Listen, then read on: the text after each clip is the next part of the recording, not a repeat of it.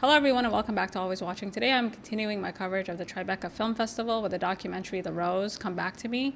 Briefly, the documentary follows the highs and lows of Korean indie rock band The Rose. I really enjoyed this documentary. It was a pleasant surprise. It not only introduced me to The Rose, but really unpacked what K-pop is and what the K-pop industry looks like. The documentary interviews each member alone, and this allows the audience to really get to know each member and appreciate how they were able to find and stay together. And the documentary is very much the making of a band. I don't know much about K-pop, but it seems like in Korea, the music industry machine is very much alive and well. I came to discover that K-pop is not just a genre of music, but this machine that trains and creates artists for success. The process is grueling and it's described as a rite of passage.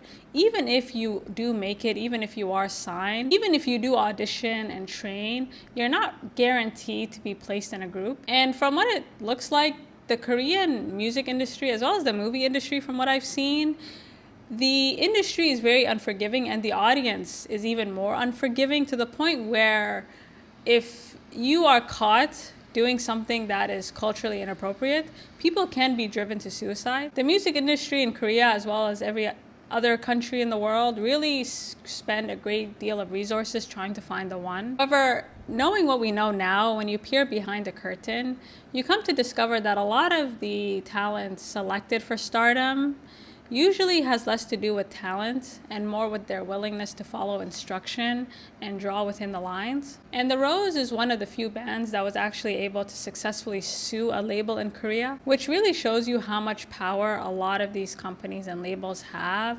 over your success. And even if The Rose were happy with their label, or even if they managed to be placed in a very successful group, no amount of money or fame would compensate for the depression that would give you. And there's a saying I really like: there's merit in every delay. Their time in the K-pop industry really allowed them to find each other. And I think what makes the entertainment industry so difficult is that there's no formula for this. And even with a formula, the K-pop formula seems pretty successful. Even then, you're not guaranteed longevity. And I was very impressed by how they were able to use this experience. And I learned just how much experience they were getting from being trained in the K-pop industry. They learned what makes a compelling performance. They learned how to work together in a group. And more importantly, they learned how to actually put a group together that would synchronize and get along well enough to create good music. And I think the advantage of finding success later in life is there's really no ego involved, because you have so much gratitude for what you have. And I think watching this documentary, I didn't sense any ego in any of these members, and they were quite candid about the toll their label took on them. I think the documentary does a very good job of explaining the music industry in Korea and really explaining how people become indoctrinated and brainwashed to the point where you are encouraged to take action that serves your ego. The Rose has no frontman, and it really feels like the parts make up the whole. And even though they all have a role to play, it's not fixed. And at the time, this was a huge obstacle for their label. And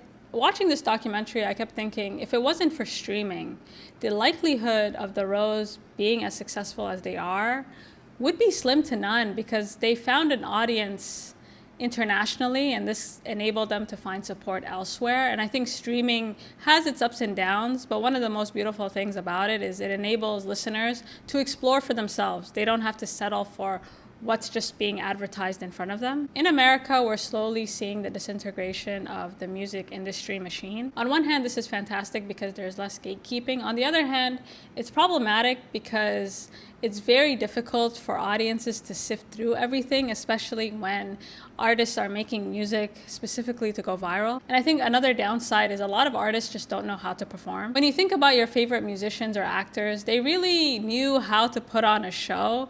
Now, granted, knowing what we know now and knowing the pain they had to go through, when you think about Michael Jackson, when you think about Judy Garland, it was quite horrific, and there has to be a way to train people without torturing them. And The Rose has the best of both worlds, and I think they offer an interesting commentary on how these two worlds can intersect, because for them to even come together, they had to know what would actually go together.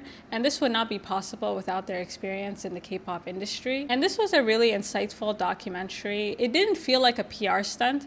So many musicians and actors have now taken charge of their own image. And so you're getting a lot of these documentaries and videos that feel very fake, very disingenuous. In this case, I felt there was a very honest effort by the filmmakers to not just introduce us to the band, but also help audiences understand the music industry and all the problems that it's having, and potentially how these problems can be rectified.